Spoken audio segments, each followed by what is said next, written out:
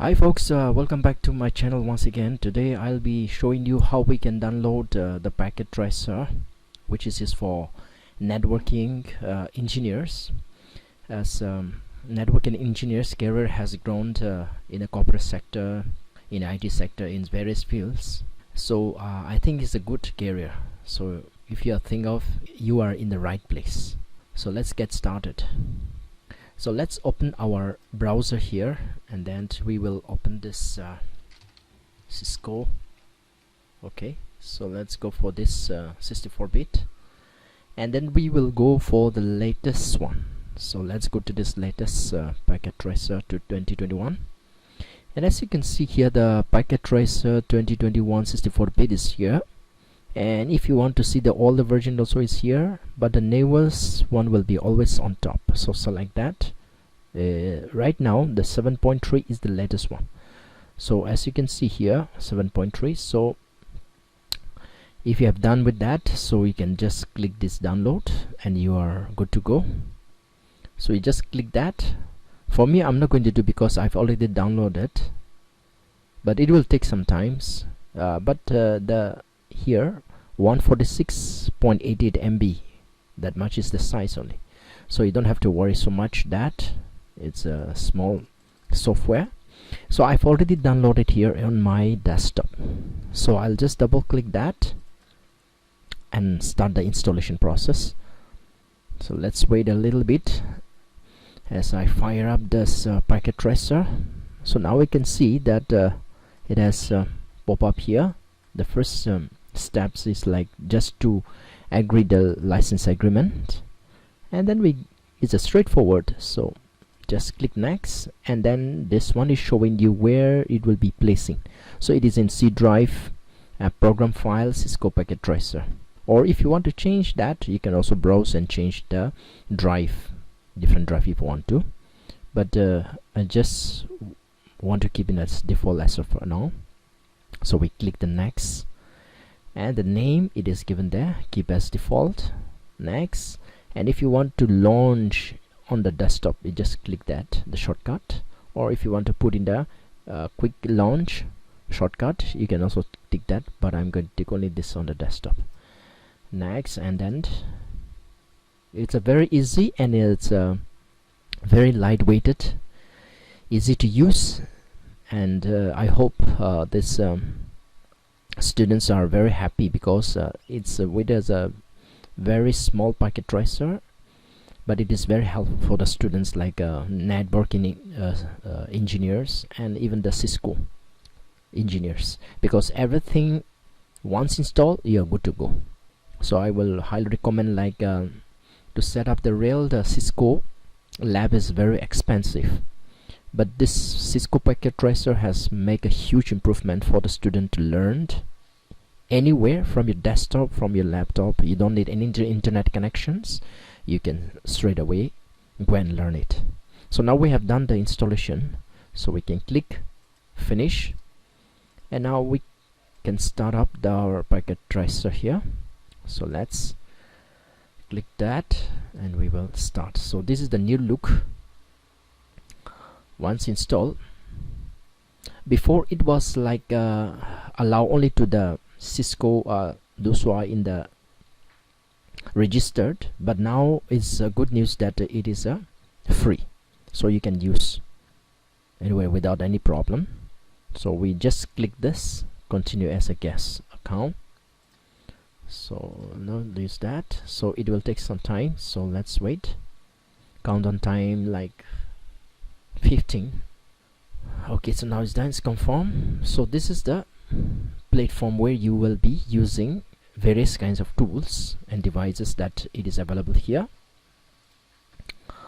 Okay, so now let's bring out some of like computers, routers, switches. Then we will show you how we can do that.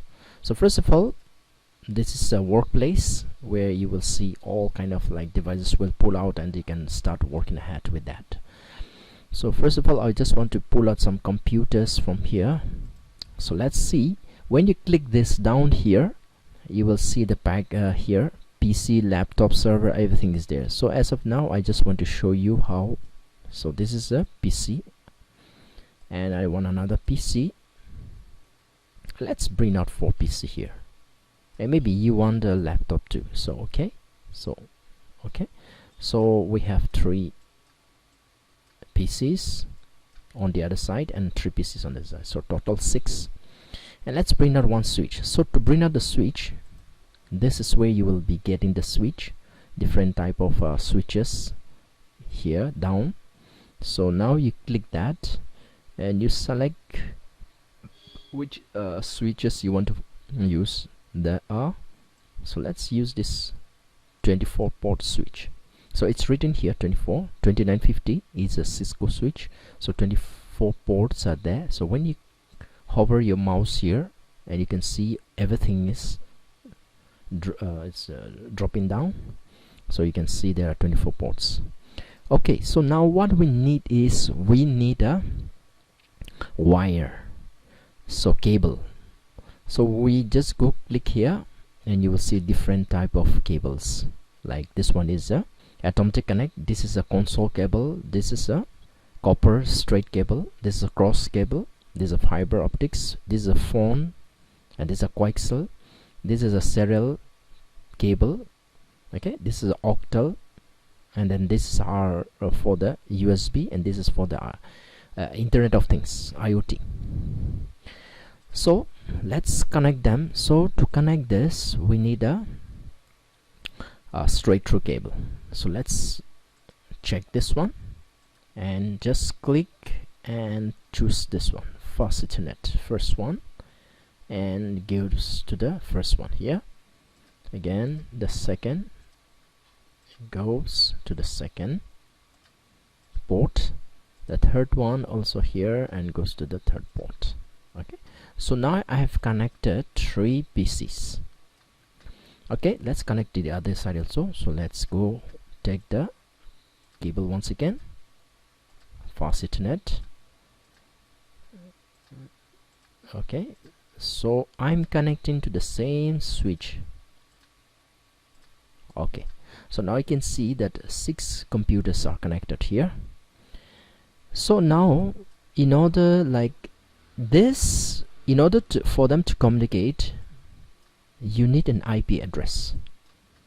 So without the IP address, they will not be able to communicate, because IP is a unique number of a system that will help them to connect from one PCs to another. So now you can see the whole thing has become green, from orange to it will have become green. So when it is orange, that means it is still, trying to connect. It is listening to the port and it's trying to connect to the switch. And after that, once it is done, all the port will become green. Then you are good to go to put the IP address. Okay, for right now, we will just put one IP address, like let's say class C. So let's take, and then if you want to write this notes, you can just click here, click this and click here. In case you have made mistake and you don't want that, suppose you want to remove one of this, you can also go here and click this and it will be removed. Okay, so now let me do that and put it back again. So now I want to put the IP address, so let's put here which IP you want to use. So we will be using class C, so let's put here 192.168.192.168.10.0. Okay, so this is a network, so this network we will be using. Okay, so and then the 24/24. Okay, so now we want to start it from here. So let's double click this and you will see all the configurations, everything is here. Let me drag this side so that you can see properly how the configuration is done. Okay, so now this is our laptop. As you can see, the laptop, if you want to zoom in, I want to make it good, so zoom out, you can see the laptop. If you zoom in, you can also see that original size is this. So now for a laptop we need the power, so let's dragging and give that yeah, it's power on. So now we go to the desktop mode. In the desktop mode you will see this IP configuration, so click this and you will see where to put the IP address. So right now the static IP, we're going to configure the static IP address. So let's put here the IP address 192.168.10. Let's start with 2, since we will put the 1 as a default gateway. So 68.10.1. so this will be our default gateway, and this starting 2. Since 1 is already default gateway, so we are starting the IP of this laptop with the 2. Okay, so this is done, this is done. So we go to the next one here. So let's print again here, and we go to the desktop IP configuration, and we can put here 192.168.10.3. I'm going to give 3, tap 192.168.10.1.